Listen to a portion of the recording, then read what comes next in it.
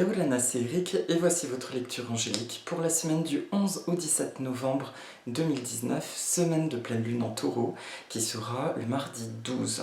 J'espère que vous allez bien, que vous avez passé une belle semaine, en plein cœur d'automne. Ici, c'est la folie avec les feuilles. On s'amuse bien à ramasser les feuilles tous les jours. En tout cas, très sympa, bonne énergie, plus sereine. Je trouve que cette semaine a été plus légère, je ne sais pas comment vous vous sentez. Cette semaine, je vais travailler avec mon oracle, message des plantes du monde, dont vous trouverez le lien si vous souhaitez vous le procurer sous la vidéo. Et pour la carte de synthèse de la semaine, l'oracle que j'adore, Sagesse universelle, de Tony Carmine Salerno, carte oracle de guérison. Et la plante dont nous allons parler est le Phalaenopsis, l'orchidée Phalaenopsis, que vous êtes très nombreux à connaître parce qu'elle s'est absolument popularisée, vulgarisée cette dernière décennie. Donc nous parlerons de son message et du message des orchidées. Pardon pour le boom, un objet est tombé. Alors, c'est parti. Je demande à toutes les sources d'amour et de lumière de l'univers de m'envoyer un message clair pour lundi et mardi. Merci de m'envoyer un message clair pour le milieu de semaine prochaine. Et merci de m'envoyer un message clair pour le week-end prochain.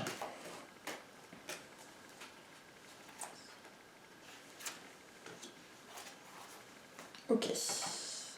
Et pour la carte de Tony Carmine Salerno, excusez-moi, j'étais déstabilisée par le boom en fait. J'ai eu la sensation qu'il y a un message précis qui voulait être partagé. Bon, je demande à le recevoir clairement si c'est le cas. Merci d'envoyer un message clair de synthèse de la semaine prochaine. Voilà. Tiens.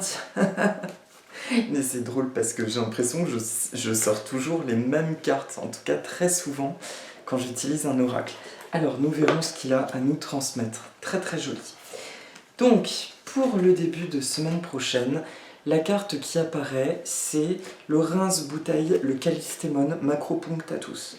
Le Callistémon est un peu l'équivalent du phénix dans la symbolique chinoise. C'est-à-dire que c'est une plante particulière parce qu'elle est pyrophyte. Ça veut dire que pour germer, ces graines ont besoin de passer par le feu. Et si je ne me trompe pas, je vais vérifier tout de suite, je crois qu'il est originaire d'îles italiennes, comme aux abords de l'Etna. Alors, attendez, je vais vous dire ça tout de suite. Non, rien à voir, Australie et Tasmanie. D'accord, ok, bon, moi je le voyais italien, en fait, rien à voir. Alors, son énergie est liée au feu purificateur et sa présence dans un jardin nous fait accéder à notre réalité et à être qui nous sommes en totalité. Alors son message, donc comme vous le voyez sur la carte, il faut parfois détruire pour mieux reconstruire. Ne considérez pas cette situation comme une fin, mais comme un renouveau. Le royaume des plantes et des anges vous invite à vous sentir tel le phénix qui renaît de ses cendres, car vous avez récemment demandé de l'aide au ciel ou simplement espéré que votre vie s'améliore. Et la présente situation est la juste réponse à vos prières. Tout ce qui n'est pas bon pour vous s'effondre, puis disparaît pour vous laisser construire une vie basée sur vos véritables valeurs d'amour et de spiritualité. Je vous dis aussi ces affirmations positives, si vous voulez les répéter. Merci pour la justesse et la justice de ma vie. Les changements que je vis sont pour mon plus grand bien. Et je me dirige, le cœur ouvert et léger, vers les merveilleuses aventures de ma vie. Car je suis très aimé, guidé et protégé. Merci à l'univers et merci à l'énergie régénératrice du Callistémon. On peut prendre une profonde inspiration et laisser cette chose bouger en nous, ce qui est en train de partir, etc. Faut remarquer, moi j'ai l'impression de tourner en rond un petit peu dans les dernières guidances. Et l'énergie, je vous disais il y a une quinzaine de jours, là on passe dans un nouveau chapitre. J'ai bel et bien ressenti ce nouveau chapitre, je ne sais pas pour vous, il y a des choses au niveau des perceptions qui changent, notre façon de voir le monde, notre façon de voir notre quotidien, le travail, nos relations. Et là, nous sommes toujours dans un truc très introverti autour de nos positionnements, nos relations aux choses, aux gens, de nouveau, à nouveau. C'est toujours de plus en plus précis, on aiguille de plus en plus sur nos émotions là, qui ne se respectent pas, et surtout une perception nouvelle et bien plus franche et directe sur notre positionnement à la vie, aux autres et à la nature. D'ailleurs, la pleine lune vient apparemment parler directement de ce rapport à la nature, donc par extension aux autres, à tout ce qui nous entoure. Suis-je juste avec moi-même? Suis-je juste avec autrui? Donc le début de semaine nous dit que si il y a une situation, si vous n'y voyez toujours pas clair, je suis désolée, je radote, j'ai l'impression d'être comme il y a 15 jours. Si vous avez l'impression que c'est un peu figé et que vous ne voyez pas l'avenir, je vous rassure et je le répète, nous sommes toujours dans ce couloir en fait espace-temps. Je ne sais pas combien de temps il va durer puisque le challenge actuellement c'est, comme je l'avais dit, d'être bien dans l'inconfort, de se sentir bien dans l'incertain et de nourrir l'instant présent de belles choses, d'être sûr en tout cas que quand nous nous couchons chaque soir, nous nous sommes sentis en phase avec nous-mêmes dans la journée. C'est vraiment étape par étape, marche par marche, quotidien, d'être dans cet exercice de soi, d'être bien positionné, d'être bien avec nous et d'être bien avec les autres. Et si vous continuez ce process, vous devriez ressentir, je pense, une justesse accrue, une force accrue en vous-même et cette sensation délicieuse que vous vous dirigez vers un droit chemin. C'est ce que je ressens personnellement. Je vous avais parlé par exemple d'un travail dit alimentaire et bien je comprends pas, mais c'est très bien. Je me sens bien, je me sens investi en moi, dans la vie, dans la nature, etc. Et pourtant j'ai des envies, on va dire, bien plus, comment dire, en lien avec mon âme actuellement, des choses qui pourraient soulever une profonde insécurité. Et pourtant, eh ben je m'en fiche. Je remets entre les mains du ciel parce que ma guidance, c'était Eric, ta prochaine étape, va faire ce travail. Ok, bon je réponds à mon appel et on verra la suite. Donc ça, j'insiste, même si c'est tentant de vouloir projeter, surtout en début de semaine, dites-vous bien que ce qui semble ou ce qui pourrait sembler être une fin ou quelque chose en stagnation, c'est collectif. Nous ne sommes pas seuls à expérimenter ça. On reçoit les réponses au compte-gouttes et surtout on reçoit les réponses au fur et à mesure que nous nous positionnons. Nous ne sommes pas dans une passivité, au contraire nous expérimentons la matière sous une nouvelle approche. C'est à travers notre quotidien, des actions distillées dans chaque acte du quotidien que nous voyons une nouvelle inspiration venir, que nous avons des idées nouvelles et que notre vie commence à se transformer. Enfin, continue de se transformer parce qu'elle s'est déjà bien transformée ces dernières années. D'accord? Mais le Callistémon vient véritablement nous donner le message suivant. Regarde ta vie.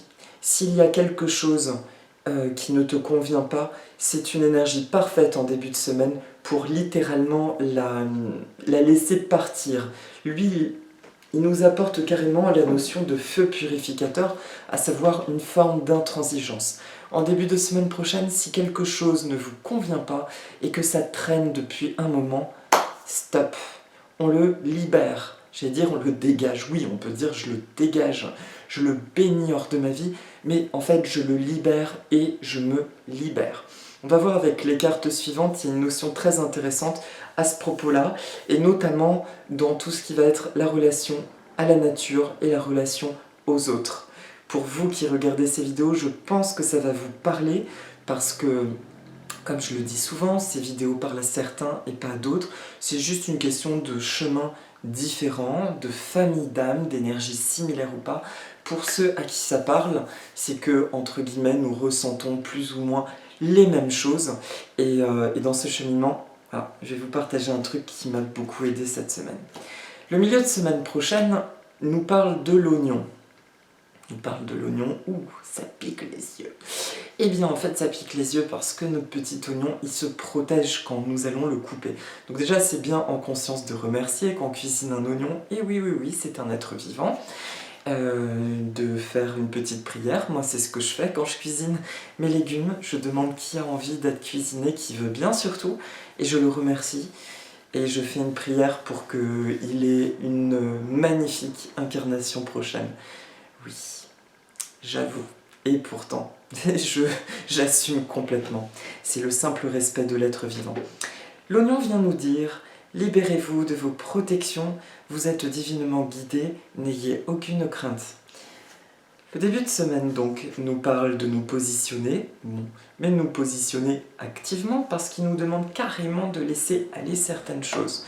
Le milieu de semaine prochaine nous dit « C'est bien, tu as libéré des choses, et maintenant, ce serait bien que tu libères encore plus de protection. N'as-tu pas remarqué qu'il y a des choses qui se répètent dans ta vie?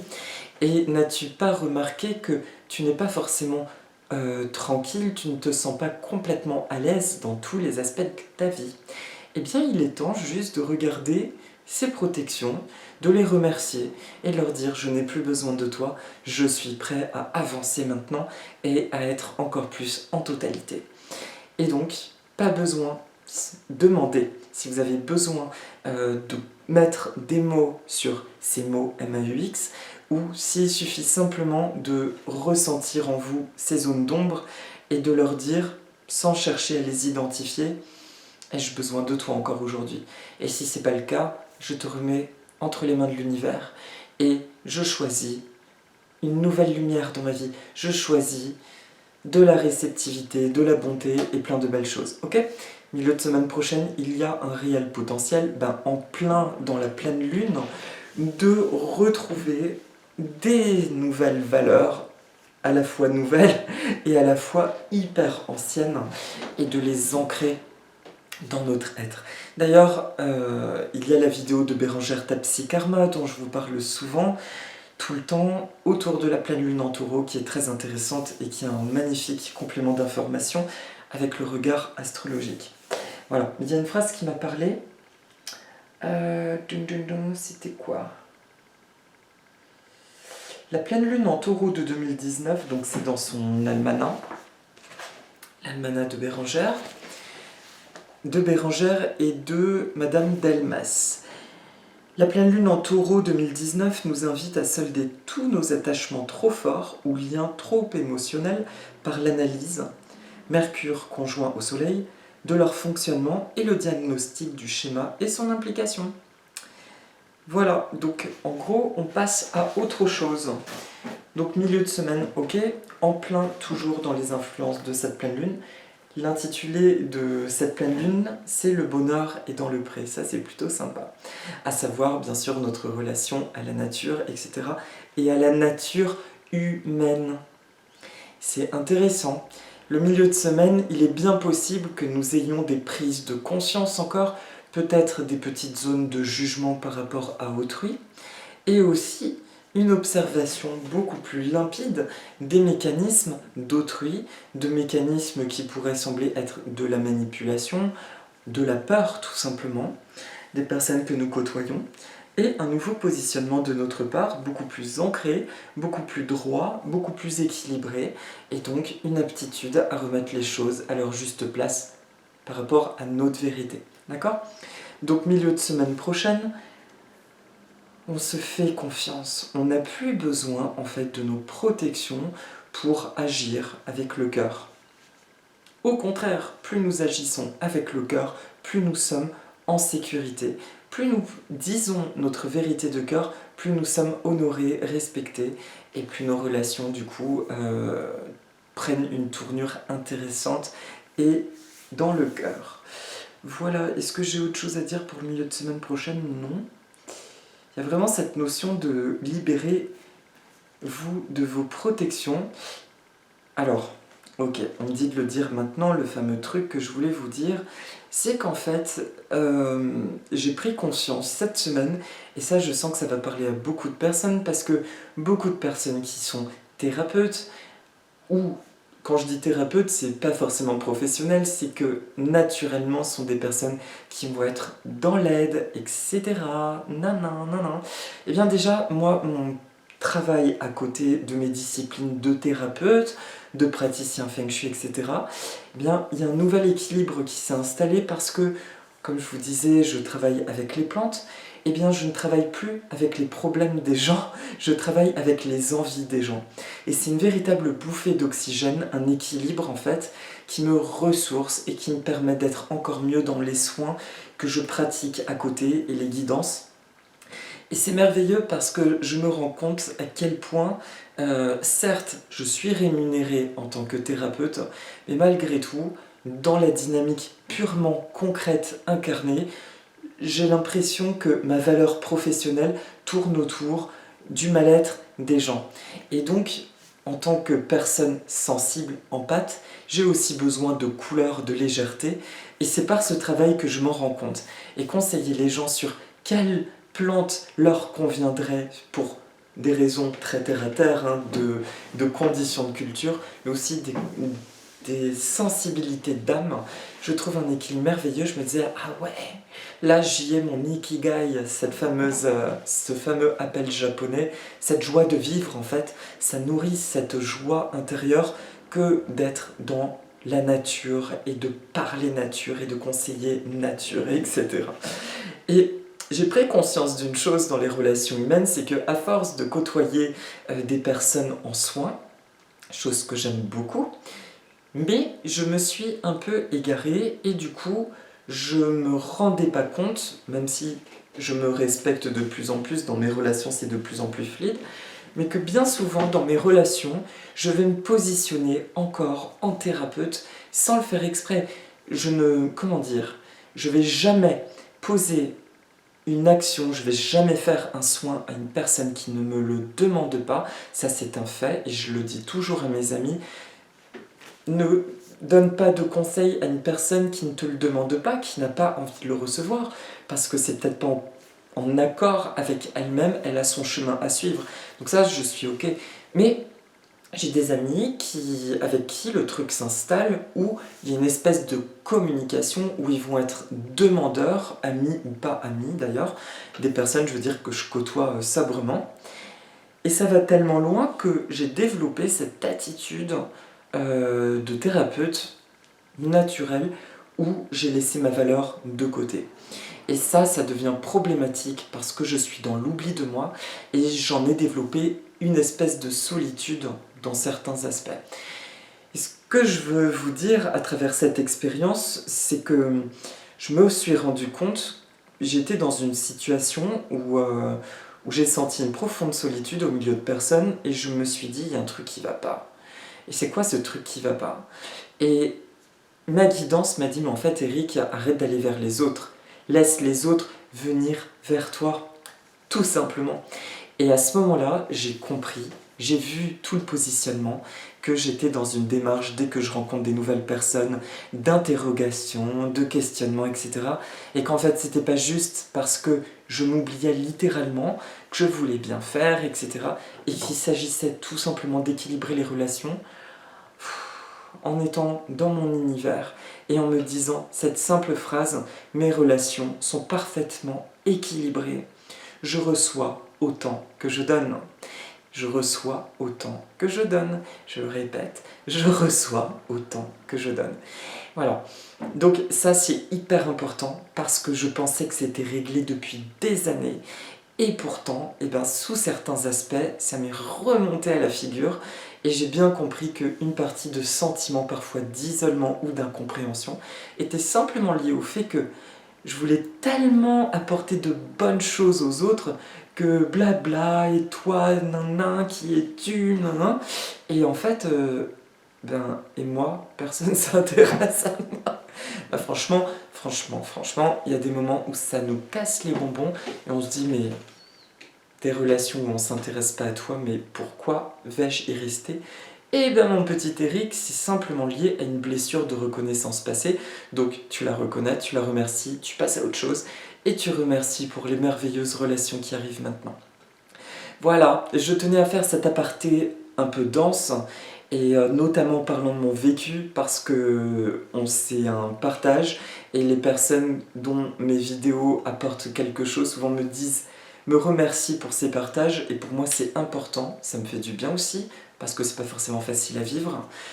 C'est juste de vous demander, de vous dire que si vous expérimentez des relations qui ne sont pas équilibrées, particulièrement, oui, donc des relations à l'être humain, j'entends, que ce soit familiale, sentimentale, amicale, dites-vous bien qu'à un moment donné, si quelque chose semble réveiller un sentiment d'isolement ou d'incompréhension, regardez simplement la notion de donner, recevoir, comment vous vous positionnez quand vous rencontrez des nouvelles personnes. Êtes-vous dans votre équilibre intérieur? Êtes-vous dans le respect de votre personne?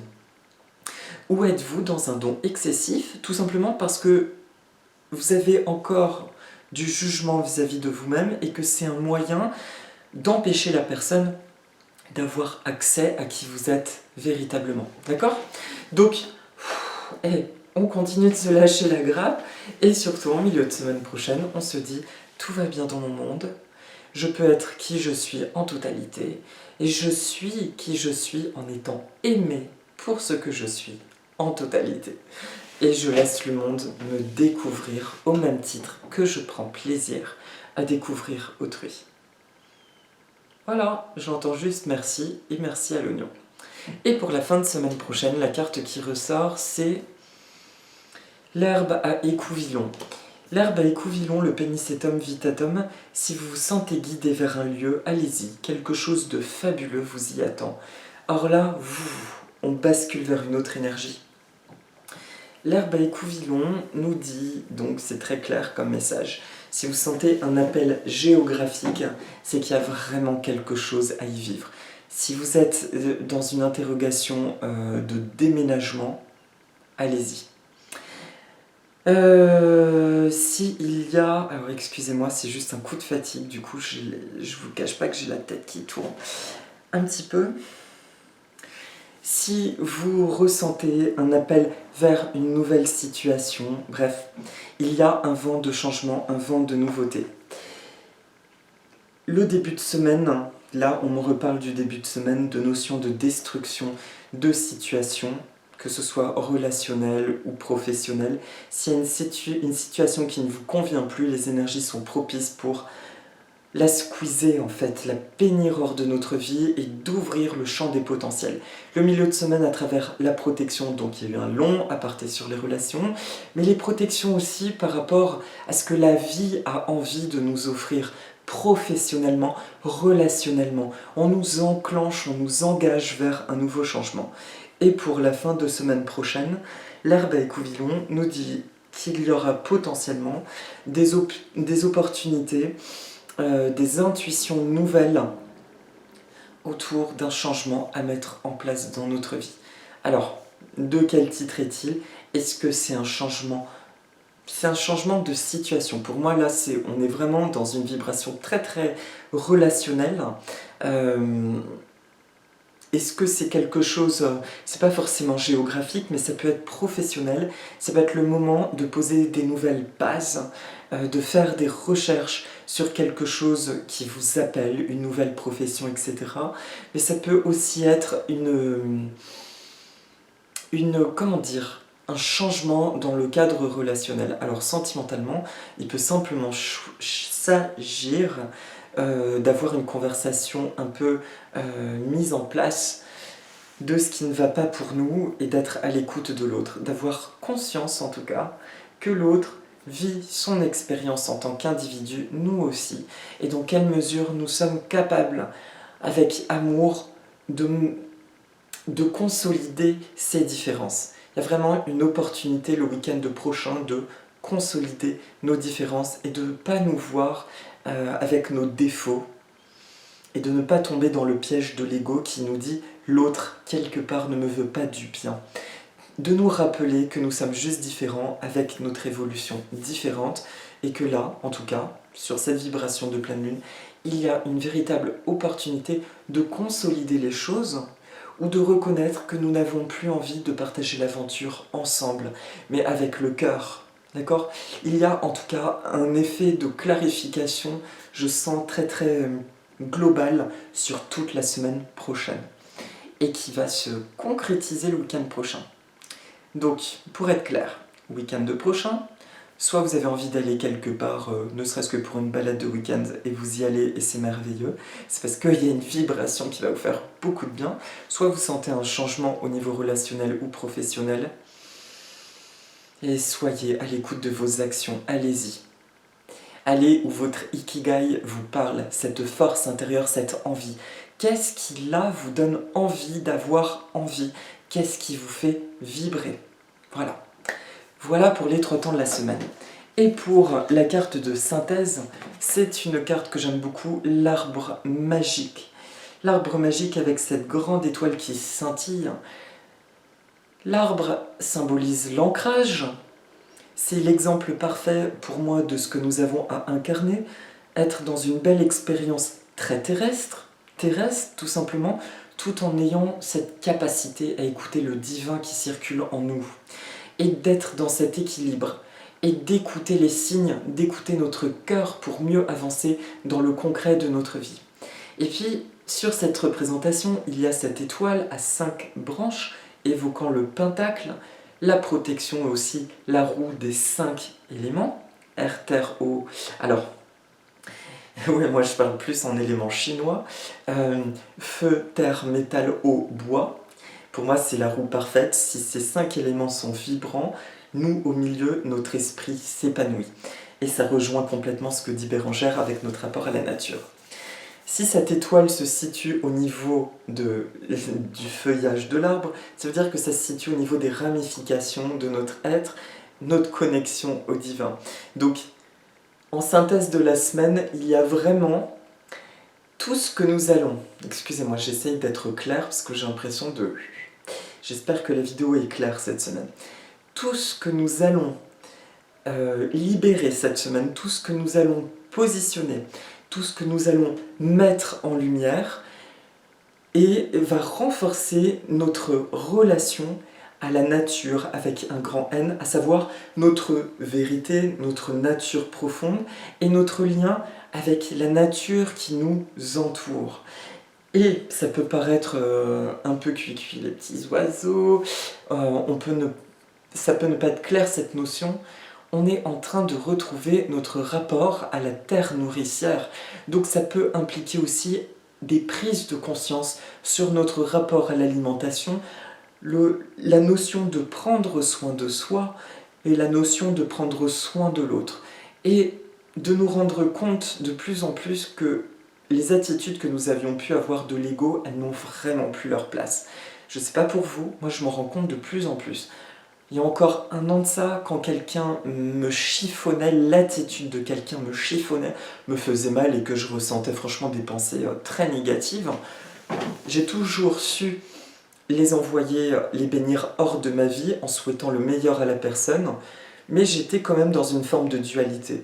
Aujourd'hui, même quand quelqu'un peut avoir des pensées négatives à mon égard, je parviens de plus en plus à voir son expérience et à me dire mais en réalité c'est ton histoire, c'est pas mon histoire, et donc c'est pas cool de te voir dans cet état au point de vouloir dire des choses mauvaises sur les autres ou d'avoir des actions négatives. Donc moi je me protège, je te bénis hors de ma vie, non, je te bénis dans ta vie, ça c'est sûr. Mais ce que j'entends par là, c'est que maintenant, je ne prends même plus pour moi parce que j'apprends à me connecter à cette nature profonde. Et je pense que ça parle à beaucoup de personnes. Nous avons appris à découvrir cette stabilité intérieure, cette connexion à notre beauté, à nos valeurs intrinsèques, à tout ce qui fait de nous une personne belle, parce qu'elle fait du mieux qu'elle peut au quotidien, tout simplement. Voilà, donc l'arbre magique, alors on me demande juste de lire son petit message, qu'est-ce qu'il nous dit? Vous êtes un artisan de lumière, un artiste de lumière, vous êtes talentueux et béni des cieux. On me dit juste de lire ces affirmations. Je suis un artiste, je suis infiniment créatif, je crée l'amour et l'abondance dans ma vie. Je crée et je réalise mes rêves. Voilà. Alors, en synthèse, en plus de toutes ces notions, il vient nous dire que cette semaine, par toutes ces actions, par toute cette reconnexion à soi, il y a aussi une très belle vibration de créativité. Si vous avez envie de créer quelque chose, j'entends que si vous posez une action créative dans la semaine, ça va vous aider à libérer encore plus rapidement ce qui vous encombre dans votre tête, dans votre vie, dans votre cœur. Voilà, ça va aider à switcher en fait et aller plus vite dans ce process de nettoyage et de mise en pratique de notre vérité personnelle. Voilà, alors, est-ce que j'ai autre chose à dire? Non, merci, ok.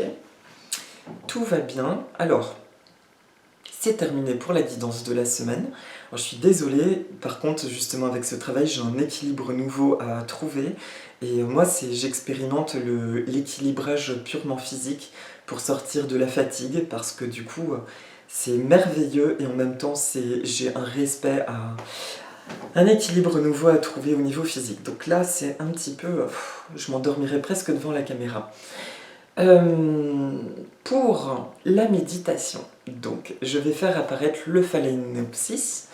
Le phalaenopsis est une plante qui évoque le nom du phalène, le papillon en grec ancien, qui est aussi le nom latin d'un papillon, enfin, plutôt en grec ancien, d'un papillon de nuit.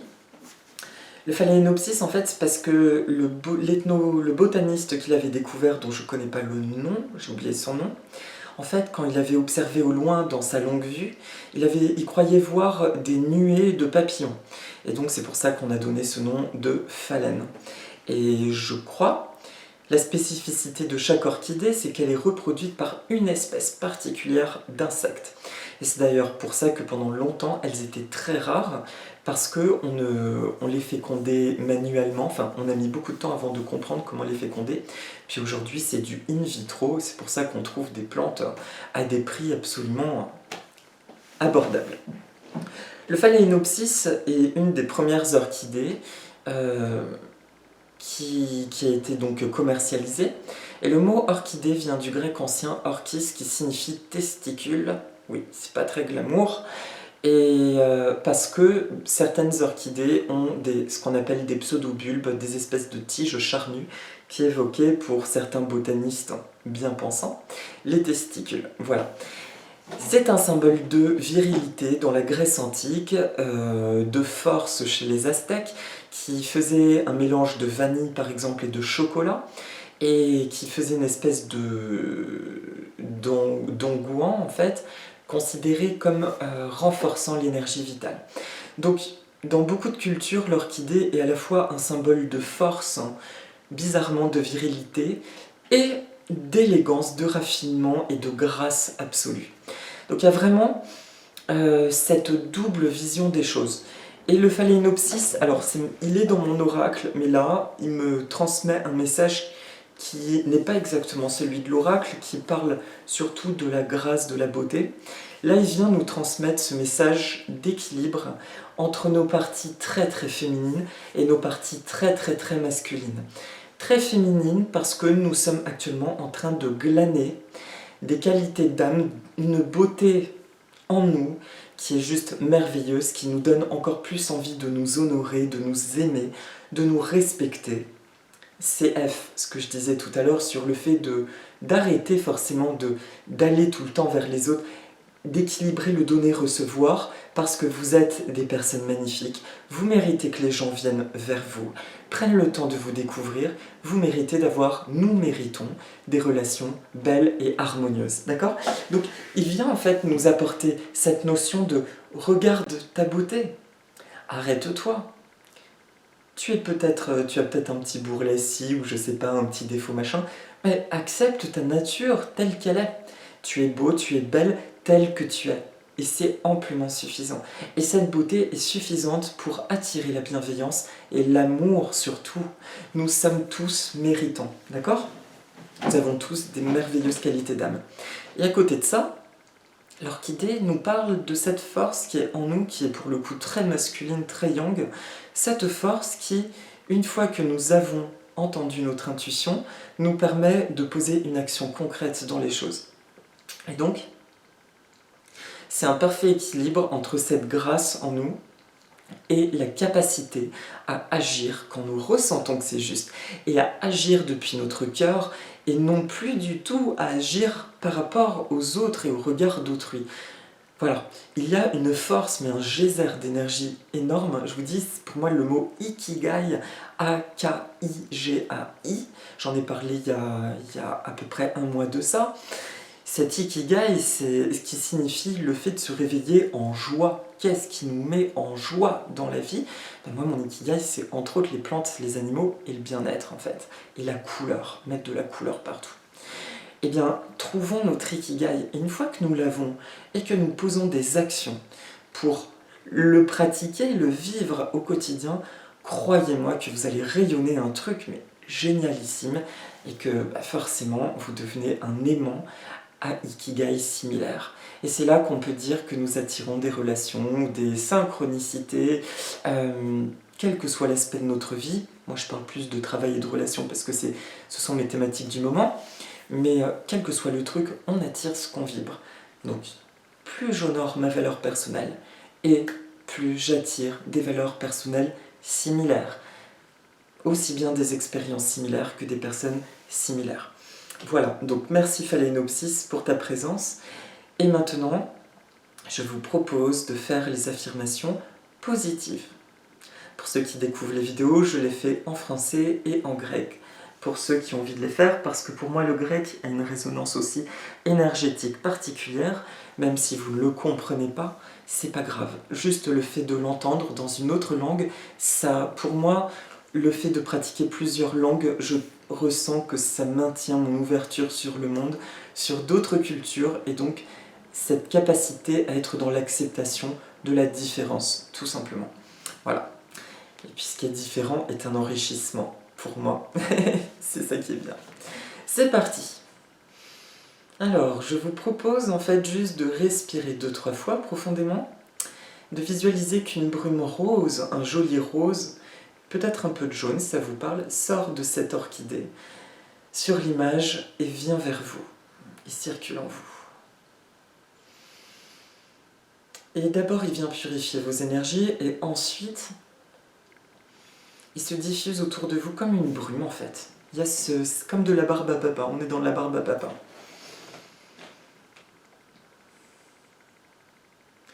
Telle l'orchidée, je sens un bel équilibre entre la grâce et la force qui circule en moi.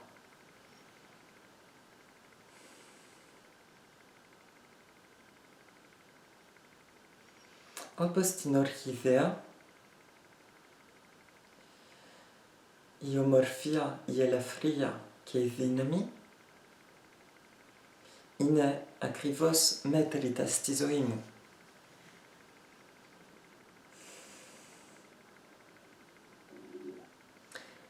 Je libère tout ce qui m'encombre encore avec ma nouvelle conscience. Ξεφορτώνομαι από ό,τι με βαραίνει με καινούρια σκέψη, καινούρια γνώμη από τον εαυτό μου και στη ζωή μου.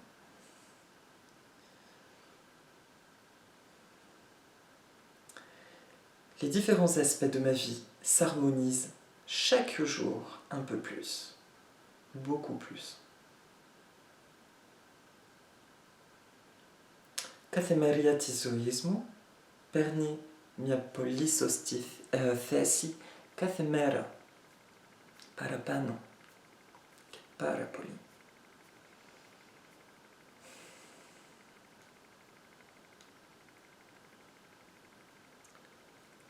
Plus j'énonce ma vérité, ainsi que ma justesse et ma justice, et plus je m'épanouis. Όσο λέω ότι είναι σωστό για μένα η αλήθεια μου, όσο αισθάνομαι καλύτερα και πολύ καλά, νιώθω πολύ καλά.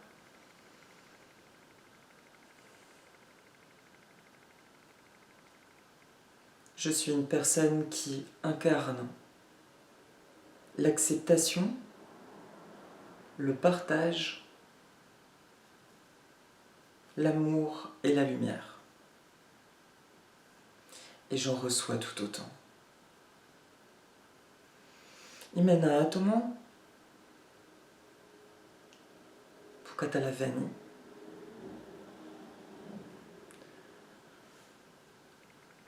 Puprosferni, Pukatalavani kala.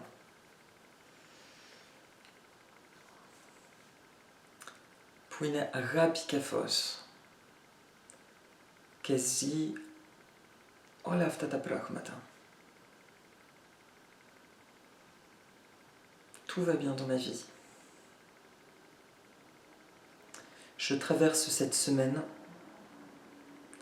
avec joie, émerveillement,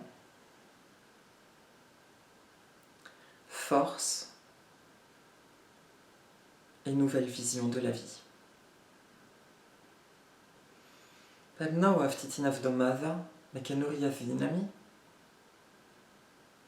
Hara, agapikefos, kenurias skepsis. Merci à l'univers, qui vous voulez, toutes les sources d'amour et de lumière de l'univers. Merci à moi-même et merci à toutes les merveilleuses expériences de ma vie. Voilà, merci Phalaenopsis, merci à ma force vitale, mon Ikigai. Merci à vous qui regardez cette vidéo. Et enfin, je voulais juste vous partager le petit conseil botanique. Parce qu'à mon travail, on me demande l'orchidée, il faut le rempoter dans un plus grand pot. Les Phalaenopsis sont ce qu'on appelle des plantes épiphytes, ça veut dire qu'elles poussent sur les arbres. Les racines ne sont pas dans la terre pour absorber des nutriments comme les racines d'une plante commune ou d'un arbre. Elles ont un rôle de fixation de la plante sur les écorces des arbres. Bien souvent, elles vivent d'ailleurs en hauteur sous la canopée. Et donc, ces plantes-là ont développé quelque chose de curieux, c'est qu'elles absorbent des nutriments autant par leurs feuilles que par leurs racines. Si vous voulez l'équivalent des racines d'un arbre qui se nourrit de ce qu'il y a dans la terre, et ben c'est les feuilles ce sont les feuilles et les racines de l'orchidée Phalaenopsis, d'accord? Renseignez-vous bien parce que certaines orchidées sont terrestres, comme la vanille, comme le cymbidium. Donc au niveau de la culture, ce ne sera pas la même chose. Donc le Phalaenopsis, en fait, quand on le rempote, sa terre, on va le rempoter dans le même pot. On le sort de son pot, en général tous les 2-3 ans, parce que le bon terreau pour orchidée, c'est un terreau d'écorce compostée, en fait, de billes d'argile, de matériaux qui drainent l'eau, qui retiennent l'humidité, mais qui sont hyper aérés, comme une écorce d'arbre où il y a beaucoup d'humidité. Mais au bout de 2-3 ans, à force d'arroser, ça se tasse, et ça se dégrade, et ça devient de la terre. Et le problème, c'est que quand ça devient de la terre, c'est trop dense pour la plante, et les racines peuvent s'asphyxier et pourrir. Et c'est pour ça que souvent, au bout de 2-3 ans, les plantes qui n'ont pas rempoté leurs plantes, eh ben, elles crèvent, elles pourrissent. Donc, quand vous voyez que les racines commencent à être un peu à nu, que la terre se compacte, il faut sortir dans un saladier la plante, et à l'aide d'une baguette, enlever un maximum de terre. On met ces racines à nu, et puis on voit s'il y en a qui sont mortes, pourries. Si elles sont mortes, en fait, quand on appuie, c'est tout creux. Et ces racines, il faut les couper. Et ensuite, on va remettre l'orchidée dans le pot qu'on aura nettoyé au vinaigre blanc, puis rincé, c'est encore mieux. On la remet dans son pot, et on rajoute de la terre qu'on enfonce progressivement avec une baguette. Mais on la met dans le même pot. Parce que du coup, si on la met dans un trop grand pot, ça retient l'eau trop longtemps et les racines peuvent pourrir. Rappelez-vous que ces plantes poussent sur les arbres, donc il n'y a jamais d'humidité en condensé. D'accord? Et pareillement, quand vous voulez mettre de l'engrais, et bien maintenant, il existe, j'ai découvert ça, on peut mettre de l'engrais sous forme de spray, de vaporisation. Beaucoup d'orchidées apprécient ça. C'était la parenthèse botanique pour la culture du Phalaenopsis. Mais comme je dis souvent, et j'ai écrit dans mon oracle, dès que vous prenez une plante, que vous voulez acquérir une plante, il suffit de regarder son nom latin et de taper sur internet le nom latin et conseils, fiches de culture sur internet. Il y a des mines d'informations, que ce soit YouTube et partout. Voilà, c'est ce que je dis même aux clients là où je travaille. Donc voilà, renseignez-vous, c'est très facile à cultiver et c'est une plante qui fleurit plusieurs fois dans l'année, donc qui est merveilleuse. Voilà pour le petit clin d'œil. Je vous souhaite en tout cas une merveilleuse semaine. Pardonnez-moi peut-être pour ma mine un petit peu éteinte, c'est avec beaucoup de joie en tout cas que je fais cette vidéo. Voilà, tant que ça me fait plaisir, je continuerai de les faire de toute façon. Et puis ouais, c'est mon ikigai aussi quoi, j'adore les plantes mais j'adore faire ces vidéos. Je vous souhaite plein de bonnes choses et je vous dis à la semaine prochaine et très belle pleine lune. A bientôt. Maoruru, Efkaristopoli, Nana.